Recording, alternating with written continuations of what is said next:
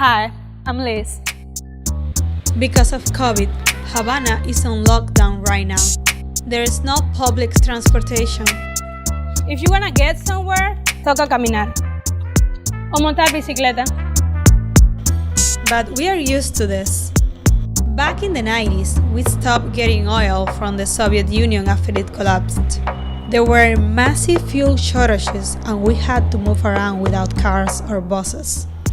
Last year, we got hit by another energy crisis. But this time, it was different.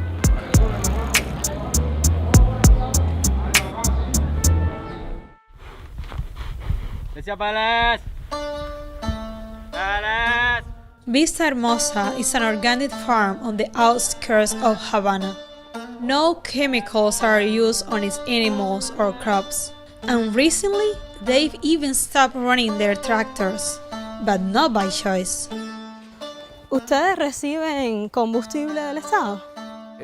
Hoy por hoy, digamos que un 5 o 10% del que recibíamos hace algunos años. Nosotros teníamos 2 tractores acá en la finca y están siendo sustituidos por la tradición animal. La tierra que usted pudiera lograr arar en una hora con un tractor necesitaría un día con un ayuntebuey. Debido a las escaseces nos vimos prácticamente obligados a convertir la finca en una finca agroecológica. Pero en las grandes siembras, el petróleo es el eje de todo.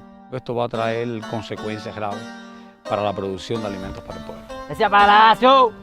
Havana's market still has fruit and vegetables, but a lot of basic foods have become hard to find. Están entrando menos camiones, está entrando menos mercancía también y la calidad no es la misma porque mucha mercancía se está echando a perder en los campos, no hay combustible para los camiones. No están permitiendo la entrada de los buques petroleros por el bloqueo que tienen hecho a Cuba. The US embargo or blockade has been around for 60 years, but it got worse last year when the Trump administration began blocking oil from getting to Cuba. Out of Havana, where there appears to be some kind of gas crisis. El combustible escasea en Cuba una vez más. En estos días no nos va a entrar combustible. The Trump administration is sanctioning the ships who deliver that fuel. La isla dejó de recibir el petróleo subsidiado de Venezuela. The US wants to stop the oil trade between the two political allies. Cuba used to depend on the Soviet Union for oil. Now, we depend on Venezuela. 20 years ago, Hugo Chavez was elected president of Venezuela. Cuba and Venezuela became close allies. Venezuela has more oil than any other country in the world. But their healthcare system needed help. So the two governments made a deal. Venezuela sent us oil, and we sent them my mom. I'll never forget the day my mom flew to Venezuela on a medical mission. It was my 10th birthday and I was so sad.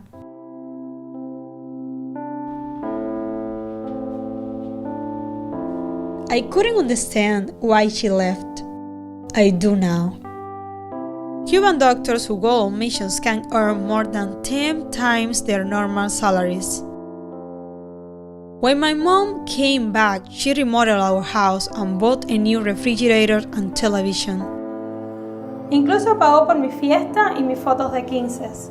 That's a big deal in Cuba, and it's not cheap. ¿Por qué te fuiste a Venezuela, mami?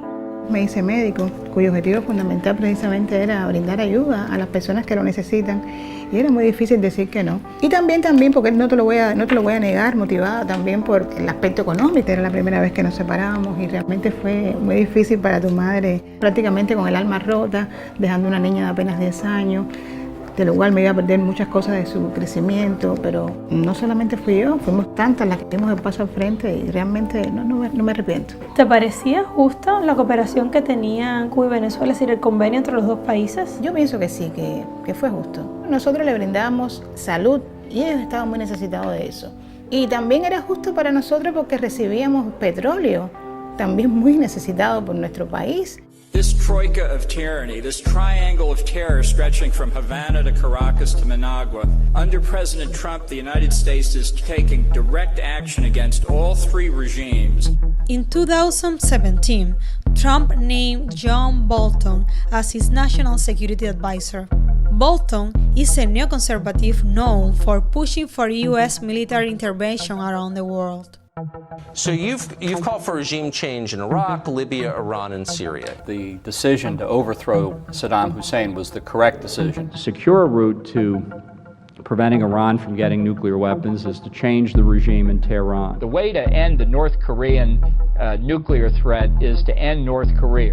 Under Trump, Bolton began working to overthrow the Venezuelan government.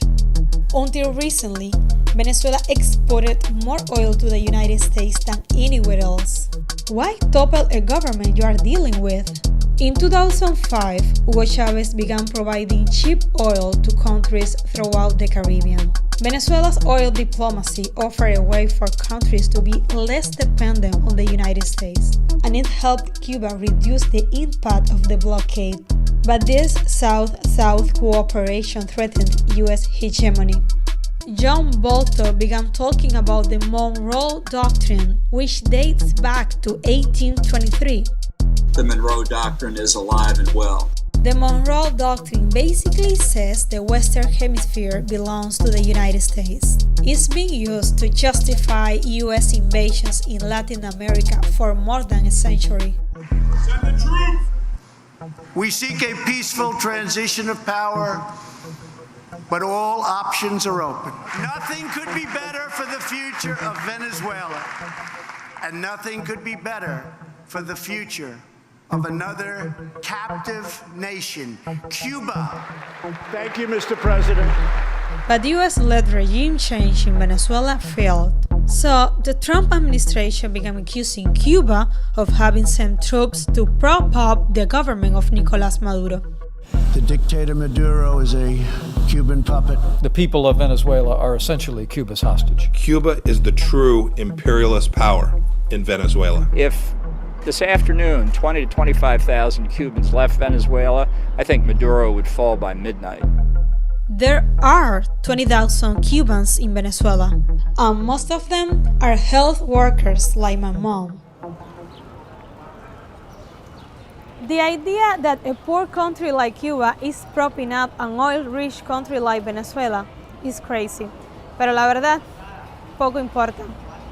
Trump used this as an excuse to block oil shipments from Venezuela to Cuba. Queremos agradecer la conciencia profunda del pueblo venezolano, pese a las criminales persecuciones. Lo único que falta, y no lo van a hacer porque estamos muy cerquita, es tirar una bomba atómica.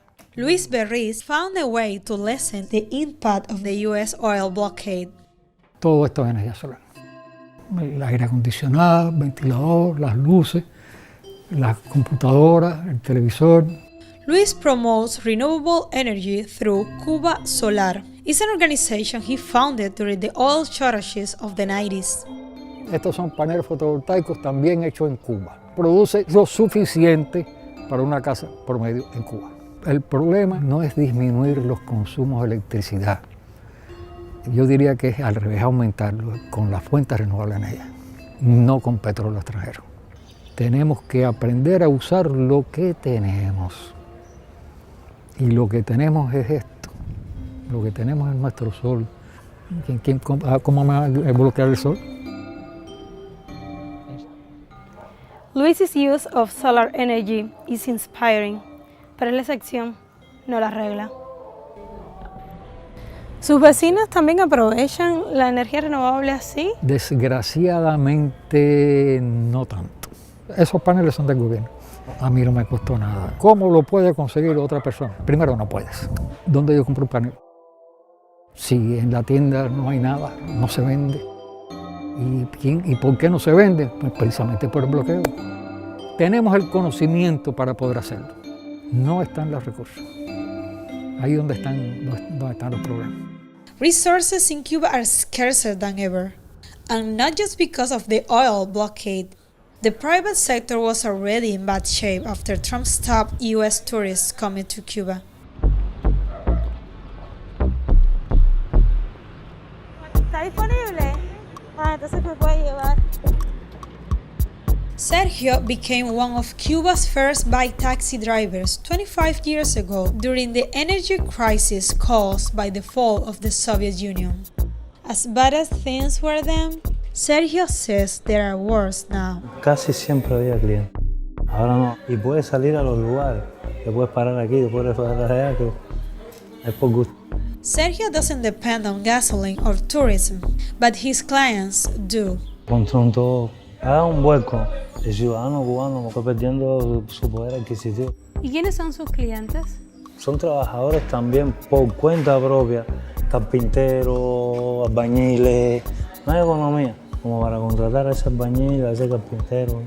Es decir, si no hay economía para pagar a ellos, yo estoy prácticamente sin trabajo. Si bien la crisis de combustible genera que ustedes tengan una mayor demanda. Sí, una mayor demanda. Pero había una crisis general de casi todo. No era solamente la falta de combustible. Era un bloqueo total sobre todo. Ojalá y esto termine. In Cuba, we are used to getting by, one way or another. We call it resolver. We take junk and make it useful, and we use what we have to survive and improve our lives. We are tough, resilient, and we need to be. The oil blockade was just one part of the economic war against Cuba. There would be more to come.